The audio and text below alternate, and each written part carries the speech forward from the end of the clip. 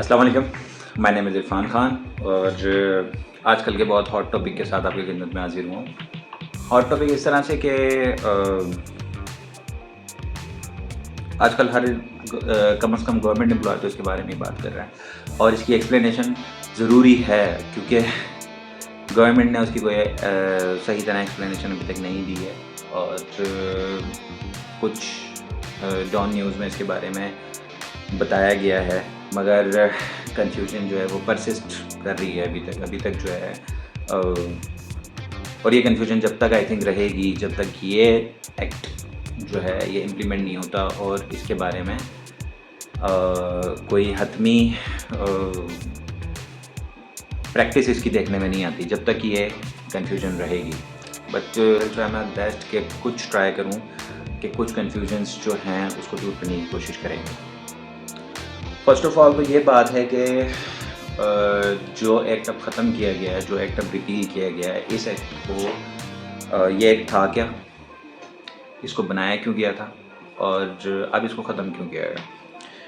इस एक्ट को बनाया गया था कि जो कॉन्ट्रैक्ट पे मुलाजिमीन भर्ती होते थे उनके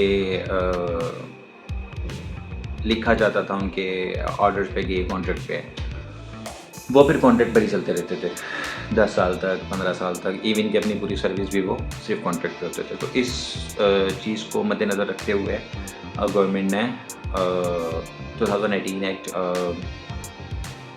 मुलाजिमीन को रेगुलर करने के बारे में सोचा गया, मुलाजिमीन की वेलफेयर एक तरह से करने के बारे में सोचा गया। उसमें मोटी मोटी बात यही थी कि जो इंसान 4 साल नौकरी कर लेगा, 4 साल, जब पहला एक्ट आया था तो उसमें 4 साल का ड्यूरेशन था कि कॉन्ट्रैक्ट पर मुलाजिमीन भर्ती हो गए और 4 साल उन्होंने नौकरी कर ली। अब ये 3-4 चीज़ें हैं, अगर इन पे ये पूरे उतरते हैं तो इनको रेगुलर कर दिया जाए। मींस इनकी पेंशन्स और इनकी रिटायरमेंट जो है वो अब आज से लागू हो जाएगी। उसमें सबसे पहली बात कि इंसान का चाल चलन ठीक रहा हो, अपनी जो एक तरह से कहते हैं प्रोबेशन पीरियड के दौरान चाल चलन ठीक रहा हो। दूसरा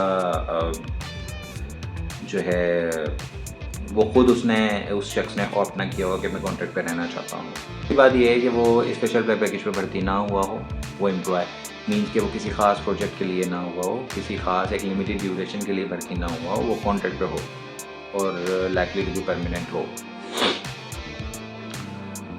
और उसके लिए जो जिस सीट के लिए आपने एक कॉन्ट्रैक्ट पे मुलाजिम को भर्ती किया है, अब वो उस पर रेगुलर होने जा रहा है तो उसके लिए वैकेंसी होना ज़रूरी है कि एक आपके पास वैकेंसी हो जिस पे आपने उसको रेगुलर करना है और उसको फिर सारी ज़िंदगी उसके पे एंड पैकेजेस को बर्दाश्त करना है। ये चीज़ें थी जो एक मुलाजिम के लिए, एक एम्प्लॉय के लिए ज़रूरी थी रेगुलर होने के लिए और इस तरह हुआ। 2018 के बाद से मुलाजिमीन जो है वो पक्के होना शुरू हो गए। मगर 2019 में ये सोचा गया कि ये जो 4 साल का ड्यूरेशन है ये बहुत ज़्यादा है, इसको कम से कम 3 साल का होना चाहिए। तो वो फिर जो था उसको कम करके 3 साल का कर दिया गया उस पे उस ड्यूरेशन को, जो प्रोबेशन पीरियड था, और 3 साल बाद वो पक्के होना शुरू हो गए। मगर अब क्या हुआ है, अब वो जो भी एक्ट था उसको ख़त्म कर दिया गया, ठीक है। मगर इस एक्ट में एक बात लिखी गई कि जो कुछ 2018 के तहत अब तक हो चुका है वो एज इट इज़ रहेगा, उस पर कोई इफेक्ट नहीं पड़ेगा। उसके जो काम है वो अनड्यू नहीं होंगे, वो हो गए। और ये जो एक्ट हम रिपील कर रहे हैं इसका उस चीज़ पे कोई असर नहीं पड़ेगा। इसका मतलब ये है कि कन्फ्यूजन यहाँ आती है कि जो लोग रेगुलर हो गए उनका तो इस बात से कंफर्म हो गया कि उन पे तो इस चीज़ का कोई इफेक्ट नहीं पड़ेगा, मगर जो कॉन्ट्रैक्ट पे इस एक्ट के तहत भर्ती हुए क्या उन पे इफेक्ट पड़ेगा, ये एक बहुत बड़ा क्वेश्चन मार्क है। और ये अभी तक मेरी जितनी इंफॉर्मेशन है और जितनी स्टडी है इस बारे में मुझे अभी तक जवाब नहीं मिला। हो सकता है अगर आप लोगों को मिला हो तो आप लोग मेरी इस्लाह करें। यानी कि जो लोग परमानेंट हो चुके हैं वो लोग सेव हैं, मगर जो नहीं हुए हैं एक तो वो, और अब जो होंगे, अब जो भर्ती होंगे या अब जो भर्तियाँ होंगी ख़ास तौर पे पंजाब में। और इसमें कोई बड़ी बात नहीं है कि अगर ये पंजाब में नाफिजुल अमल होता है और ये रहता है और कामयाब हो जाता है तो ये वो दिन दूर नहीं है कि ये फेडरल में भी जाएगा। उसकी क्या वजह है वो मैं आपको अभी बताता हूँ। इस एक्ट में जो है 2025 में अब इस एक्ट को ख़त्म कर दिया गया है, और सिंपल सी ये तो एक पेज के अंदर इस एक्ट को उन्होंने ख़त्म कर दिया और गवर्नर पंजाब ने इसकी मंजूरी दे दी है। और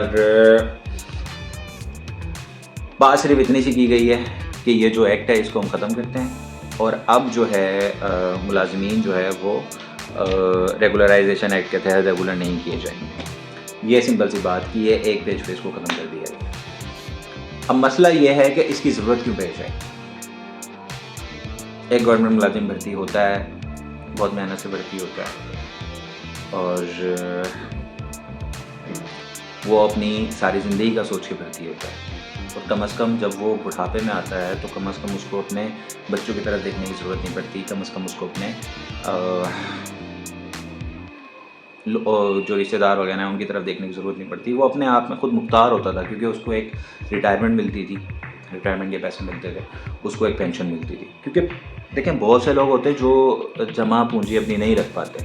मिसाल है, अगर आपको पेंशन ख़त्म कर दी गई है और आपको 20,000 रुपये सैलरी बढ़ा दी गई है, तो नॉट पॉसिबल कि आप वो 20,000 को सेव कर सकेंगे पर मंथ। जिस तरह गवर्नमेंट आपके पैसे सेव कर दी थी वो आप नहीं सेव कर सकेंगे। तो इस लिहाज से आप टेंशन फ्री भी थे और आपको मसला भी कोई नहीं था। आपको पता था कि मैं कल मेरा रिटायरमेंट का पैसा मिलेगा तो मेरा कम से कम बुढ़ापा सुकून का गुजर जाएगा, मेरे बच्चों के काम आ जाएगा, और भी चीज़ें होती हैं। मगर ऐसा नहीं हुआ। अब यह है कि जो है मुलाजिमीन को या तो खुद इस चीज़ के बारे में सोचना पड़ेगा या खुद जमा पूंजी अपनी रखनी पड़ेगी, क्योंकि रिटायरमेंट पे उनको कुछ नहीं मिलेगा इस एक्ट के तहत। इस वजह से जो अब गवर्नमेंट नौकरी की एक पैशन था, एक अहमियत थी, तो वो शायद अब मुझे ख़त्म होती हुई नज़र आ रही है। और किया सिर्फ ये इसलिए किया है क्योंकि according to Dawn news 1.04 trillion rupees की सिर्फ ट्रिलियन रुपीज़ का हमारे ऊपर सिर्फ पेंशन का बर्डन है, 1.04 ट्रिलियन, और ये एक बहुत बड़ी अमाउंट है, ठीक है। मगर हमने इसको पूरे पाकिस्तान की, मगर हमने इसको जो है काउंटर करने के लिए शायद हमें कोई और वे इख्तियार करना चाहिए था, या कोई स्ट्रेटजी अपनानी चाहिए थी, या तो कुछ रिफॉर्म्स इस तरह के करने चाहिए थे कि बेहतरी होती। मगर हमने ये बहुत अच्छा विज़न है, इस बारे में गलत नहीं है जो चीफ मिनिस्टर पंजाब का है, कि अगर एक गवर्नमेंट मुलाजिम को पता होगा कि मैं सिक्योर नहीं हूँ या मेरी परफॉर्मेंस की बेस पे काम होना है, मेरी परफॉर्मेंस की बेस पे मुझे रिवॉर्ड मिलना है या सज़ा मिलनी है, तो वो काम करेगा। इस नो डाउट जो हमारी जो गवर्नमेंट इंस्टीट्यूशंस का जो ब्रेकडाउन है, जो इंस्टीट्यूशंस का डाउनफॉल है, वो है इस वजह से कि हमारे गवर्नमेंट ऑफिसर्स जो है वो सही तरह काम नहीं करते। इसमें कोई दो राय नहीं है। तो एक तरह से ये अच्छी बात है कि जब गवर्नमेंट सर्वेंट अपने आप को इनसिक्योर फील करेगा तो वो काम करेगा।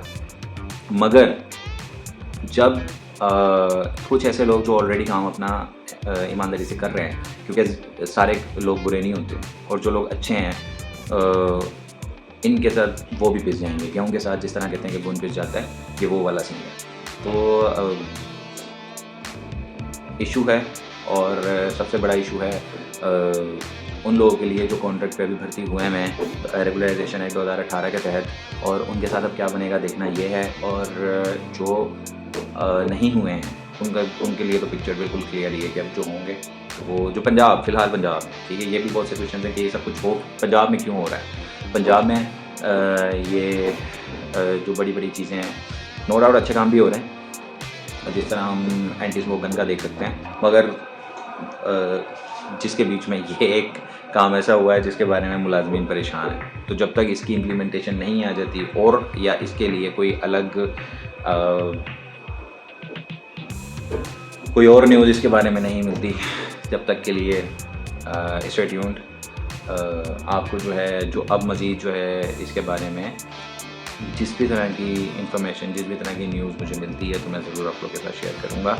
और बात सिर्फ इतनी सी है कि रिज़्क देने वाला अल्लाह ताला आपको यहाँ भी रखेगा तो खुश रखेगा, अगर यहाँ नहीं तो जहाँ रखेगा वहाँ खुश रखेगा, क्योंकि रिज़्क का उसने वादा किया है वो देगा।